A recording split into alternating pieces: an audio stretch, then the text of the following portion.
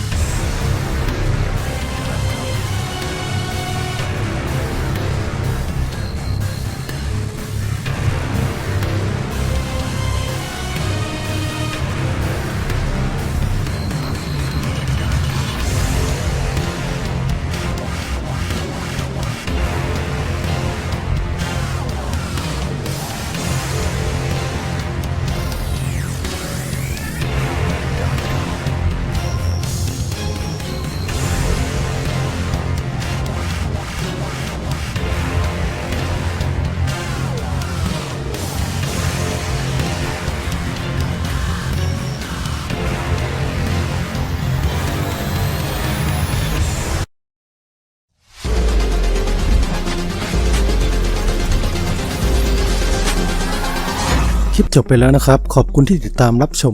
ถ้าชอบอย่าลืมกดไลค์คอมเมนต์และกด Subscribe ด้วยนะครับ